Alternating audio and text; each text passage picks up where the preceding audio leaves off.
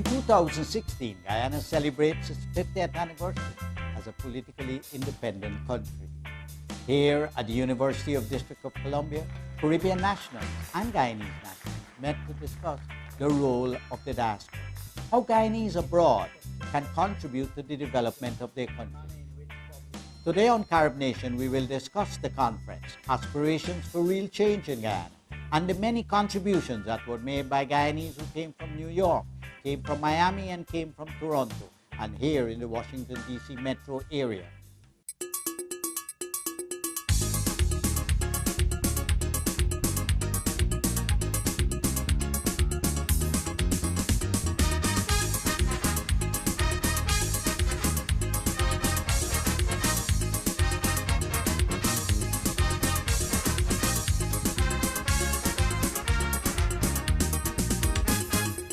Welcome to Carib Nation. I'm Paul Nehru, Tennassee. Today we are discussing Guyana's 50th anniversary as a political independent country. But we are speaking specifically about a conference that was put together by Caribbean nationals and Guyanese nationals here at the University of District of Columbia. The conference was entitled Aspirations for Real Change. You know, all over the world, people are speaking now about real change. And in Guyana, we have had many changes of government, but people would like to see real change. It is said that in Guyana, the aspirations of the Guyanese people is to migrate. But we believe that if there are real changes in Guyana, qualitative changes, that people will want to remain in that country and contribute to its development. Guyanese diaspora is very interested in that. And that is why they decided to come together, over 70 of them, from Miami, from Toronto, from New York, and here in the Washington, D.C. area at the University of District of Columbia, all day discussing how they can contribute to the democratization and development of their country. With us today on Carib Nation, we have two guests. We have Floyd Haynes, the president of Haynes, Inc., and the co-chair of the conference, and we have Melanie Smith, who is a senior consultant and the managing director of the conference. Welcome to our program today. Floyd, why another Guyanese conference abroad? Well, I'm glad you'd asked, Paul. You know, Guyana is getting ready to celebrate 50 years. It's a long time, and it's a time for reflection and introspection. And the conference is entitled Aspirations for Real Change, looking at the future. But in order to prepare for the future, you have to analyze the past. And so I thought we'd come together and look back over the last 50 years, try to examine some of the impediments that have prevented us from moving forward. You know, the French novelist Camus in The Plague said, and I'm paraphrasing, at the last chapter he says, the plague is gone and the people are happy, the kids are playing, and they're celebrating. And he said they're happy because they don't know what they should know. And that is, the things that caused the plague in the first place lay dormant. And at some time, it will rouse the rats and send them up to die in a happy city. And what Camus is really saying is that if you don't understand the past, you're bound to make those same mistakes. I submit that some of the things that have affected Guyana are still dormant. And if we're not concerned, they can come back to haunt us. And so I thought we'd convene a diaspora conference, not to have an analytical, high-level academic discussion, but to address some real problems and come up with practical solutions. Very interesting. Melanie, you played a major role in putting the conference together. Tell us a bit about who came to the conference and how it was organized and the response you got. Sure. It was actually quite an incredible experience putting this conference together. What really struck me was the amount and breadth of interest in the topic, in coming together to talk about the issues facing Guyana. We spoke to probably a couple of hundred people across North America, many of which were from here in the Washington, D.C. area. But very importantly, we had a very strong response from academics, from practitioners, from activists in New York. People traveled from Toronto. People came up from across the North America just to participate. what was very, very important to us was to ensure that we had a big tent of participation. We know that there are people who've been working on the issues for many, many years, and their perspective is incredibly important. But we wanted to make sure that we engaged the younger generations, people that we don't normally hear from. So it was very critical to us to bring in young people who came. I was really pleased to see them stand up in the conference, offer their views, ask questions, and I think we were very successful in bringing in some new voices into this discussion. So the bottom line is that the Guyanese abroad, the Guyanese in North America, are very interested in their country. They're very interested, they're passionate, and they very, very much want to be So there's a lot of engaged. energy and resources there to be channeled for the Absolutely. benefit of Guyana. Floyd, there were a number of sessions we dealt with, and you had a big say in the evolution of the conference. What subjects were chosen for chose for discussion, and were those subjects chosen? Well, we chose 3 topics. The first dealt with governance, transparency, and accountability.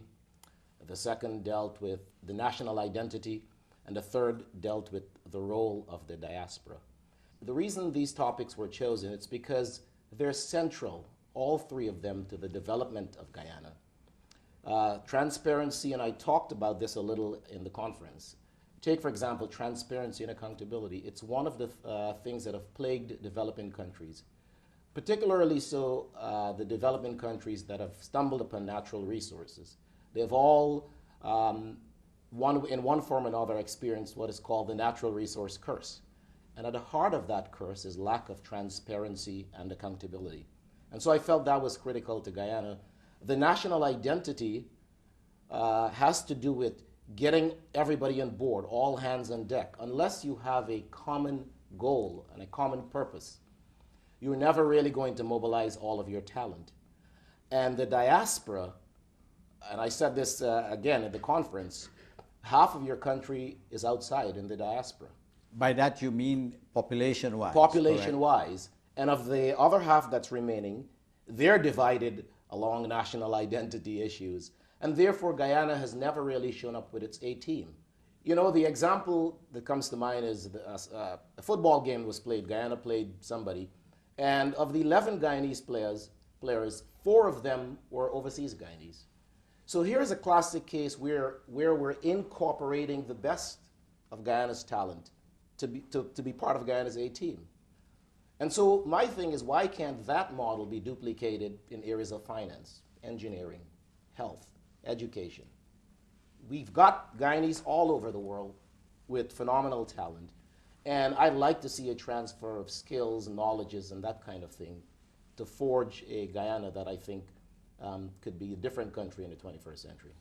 There has been a project that was launched by the United Nations International Migration Project. They're trying to assess or do an inventory of the skills and the know-how, the abilities of Guyanese abroad, with somehow the hope that they could make that information available to the government of Guyana, so that they could design some kind of effective policy to do exactly what you're saying.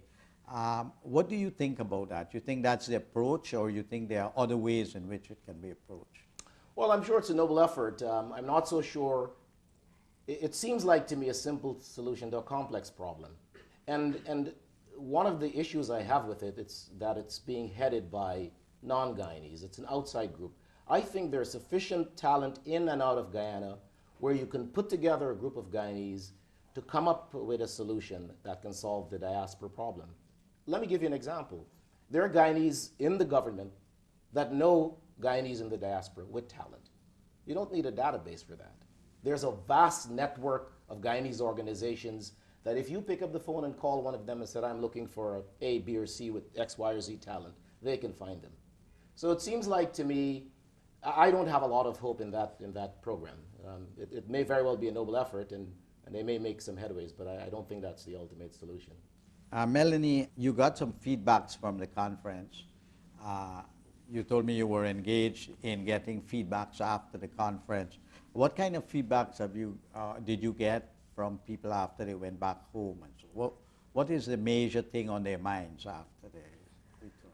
Well, I think the big takeaway for me, because this was a first conference of its kind and we were bringing together groups that don't normally get together, we wanted to get some feedback from them about how useful the day was, whether this is something that they would like to see in the future.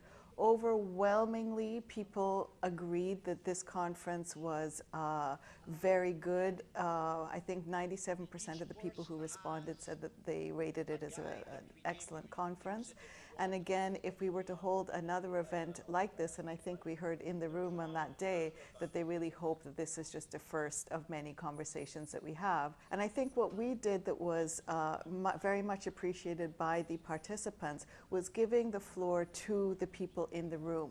We knew we were inviting people, a lot of brain power from different sectors, and to get their input and their feedback and their recommendations was very much appreciated by them. But I think it's also giving us a lot of fodder that we can then take forward into different forms of action. So it was very interactive and participative, and so people felt comfortable with that kind of thing. Comfortable People didn't come and to lecture appreciative, them or so. yes. It's really to animate them and get them Exactly. going. Floyd, what would be the next steps? Because people are saying that we always have conference. Well, first of all, I want to make the point that I've been in this area and you all have been in this area for a long time. This is the first time that such a conference was convoked with that kind of reach and organized, and particularly independent of political parties and the government. It was a pure diaspora initiative. This is very commendable, and it's a good step forward. But people always say, well, we meet, we discuss. Guyanese have been saying the needs in Guyana are really, really dire right now, and there's need for a response from the Guyanese community. What would be the next step, Floyd, out of this conference in moving forward to build the bridges with the Guyanese at home and trying to solve some of these obstacles that prevents both those at home and abroad to work together for the benefit of Guyana? Well, I think we, the conveners, have to get together with the participants and work collaboratively to come up with a way forward. I don't think we've done that. What we do know, we would like to take the show on the road, get it out in other cities, and ultimately take it to Guyana, and begin to build a conversation around these problems. And hopefully, throughout that process, we can come up with real practical solutions that we can then take to Guyana and see if we can help implement some of those solutions. But as of now, we don't have a specific next step. We know we're going to go somewhere with it, but it has to be a collaborative effort between we, the conveners, and the participants. The other thing is that the whole concept of real change, the aspirations for real change. In Guyana, the aspirations of people by and large is to migrate. And evidently the other side of it is if there's no real change, that aspiration, you want to replace aspiration to migrate with something solid in Guyana will keep people there. So how do you see the diaspora and people at home and abroad addressing that? Because if people keep leaving, there is going to be no country. Yeah. Well, I'm hoping that out of this dialogue will emerge some level of trust. One of our colleagues, we were just talking to Errol Arthur, talked about this distrust between us and them, the sort of we-them scenario that was set up.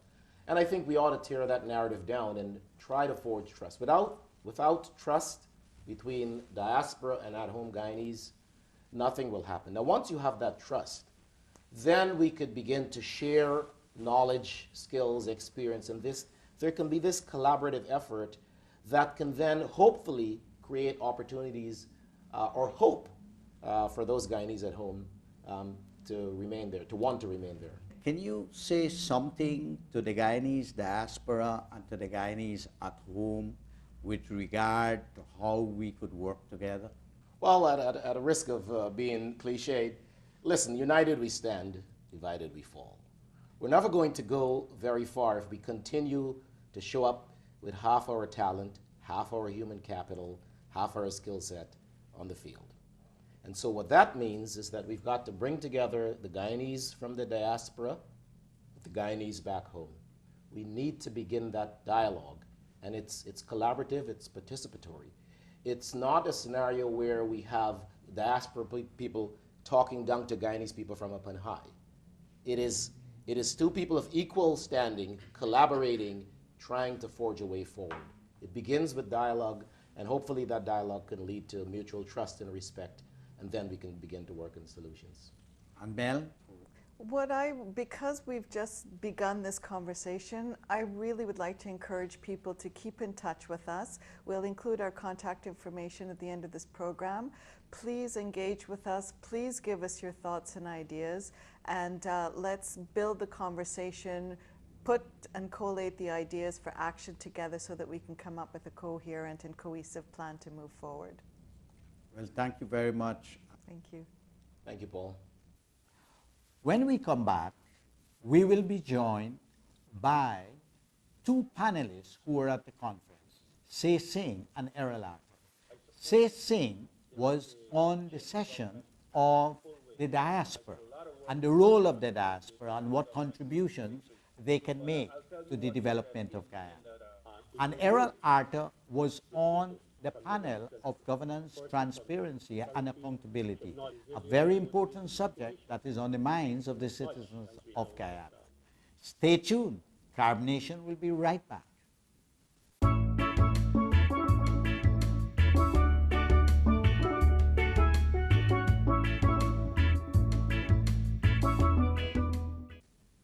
Welcome back to Carbonation. I'm now joined by the two panelists, Se Singh and Errol Arthur. Says, what exactly did you speak about at the conference, and what kind of recommendations did you make? So I came up with a few recommendations, one of them being I see that there's gaps in the talent, but that those gaps again has to be owned and identified by the locals in Guyana. Upon those things being identified, I see an opportunity for a Diaspora University, which can be online, to help transfer skills, talent, to build capacity in Guyana. Secondly, I see a desperately need for a diaspora think tank to add policy, public policy ideas, again, all of it driven from Guyana, because I believe in this relationship, the center of gravity is Georgetown, Guyana, is in Guyana. The need, the demand for the relationship has to be driven from there, and the diaspora can come in on the supply end to fulfill those demands. I also thought that we need to more effectively inventorize the diaspora community on things like resources, talent, years of service in specific fields and so forth. And lastly, I think it's very important that we coordinate the philanthropic effort. Everybody's doing their own little thing, and sometimes they're jumping over each other. I believe if that is coordinated a bit more, the needs from the socially deprived elements of the society can be better met, meaning medical needs, children who cannot afford education, scholarships and so forth, to the university or wherever is needed. So those were four of the main pillars that I drove.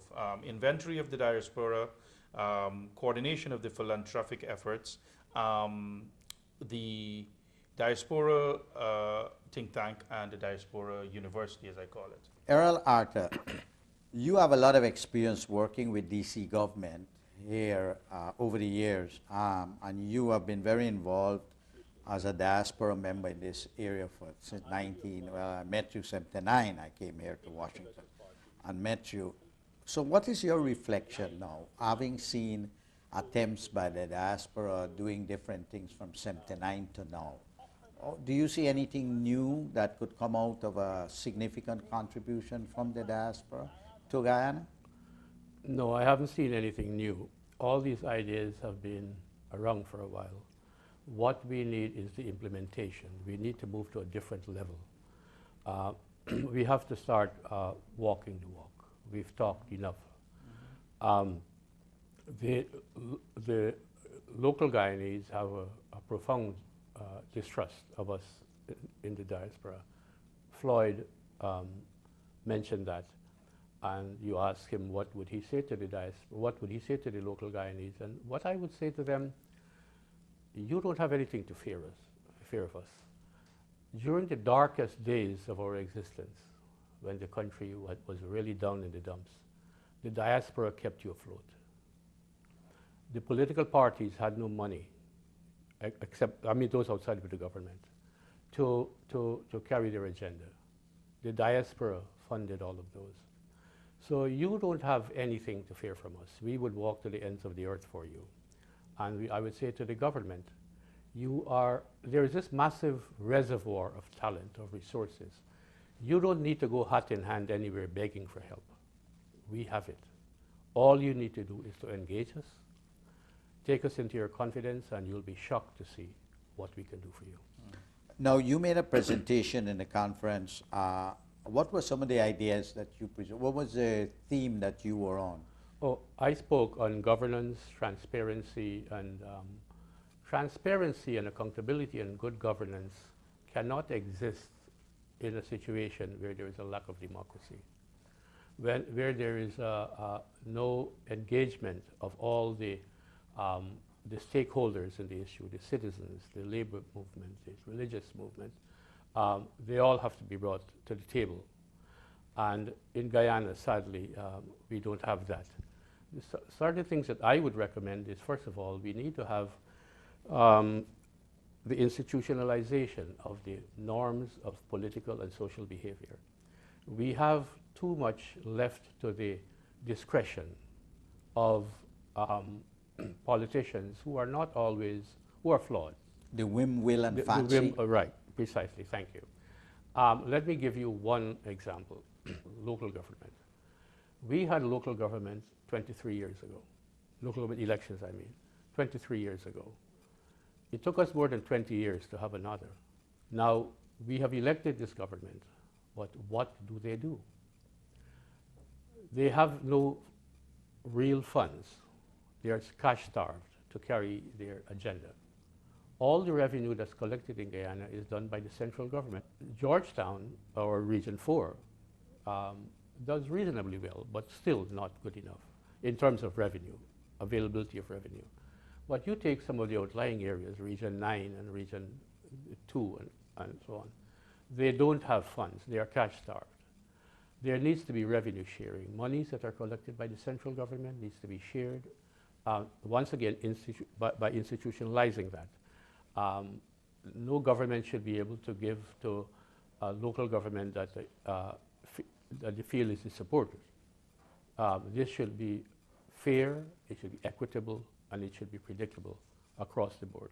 Having been at this conference and having met nearly 70 members of the diaspora, and you've interacted with them and you've advanced some ideas, what recommendations do you have to continue working with them and for your ideas to, move forward with those ideas in Guyana? Well, I think it is very pertinent that Georgetown, Guyana wake up on this issue because they're asleep on the issue. So I think it's very, very important that they wake up on this issue with regards to identifying their needs and start working with us as partners in establishing the framework and use that framework as the conduit where this relationship, I see it as a relationship that has to evolve. The big issue right now in the relationship is the trust deficit, as Errol alluded to. And that has to be repaired. And I believe that the politician has a big, big responsibility in repairing that trust deficit. Because it is the same politicians who come to the diaspora when they need funds, when they're not in government.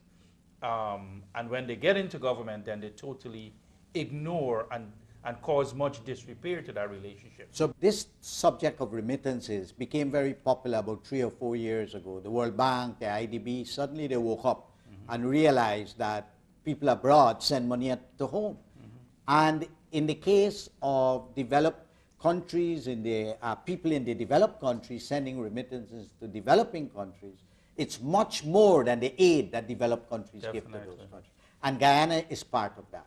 Guyana in 2014 sent home 438 million US dollars. Let me repeat that, 438 million US dollars.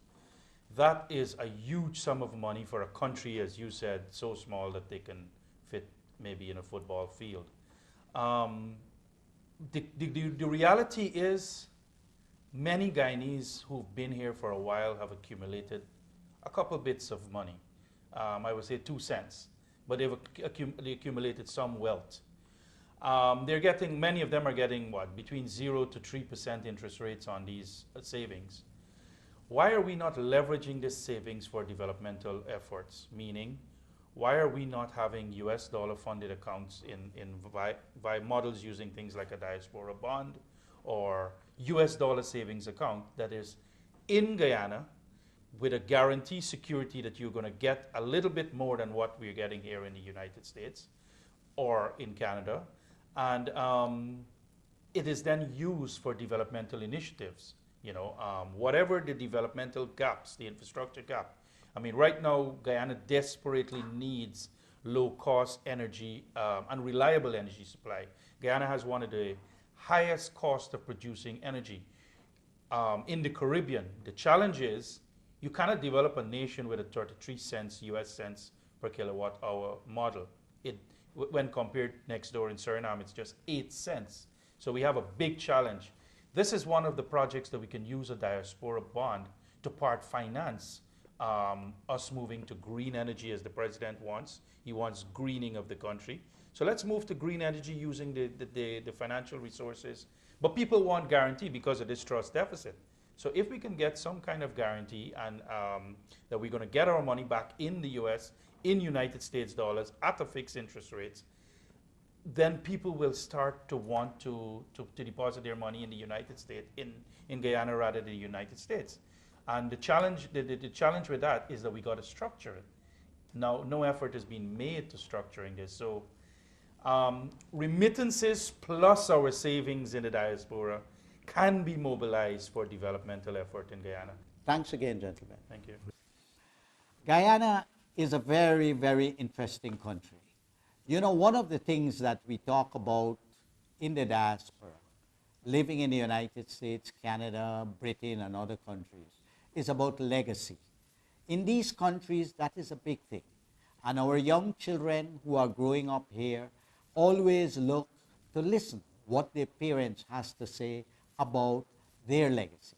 And I say to the Guyanese abroad, you must tell your children that you have a legacy. Your ancestry have a legacy. There was nothing like the Guyana nation state before 1966. It is our ancestry who created that country out of slavery and conquest and indentureship and the fight against colonialism. And that is a message for your children, that you and your ancestry created a brand new nation state in the middle of the Americas. Until next time, I'm Paul Nehru, Tennessee, for Caribbean.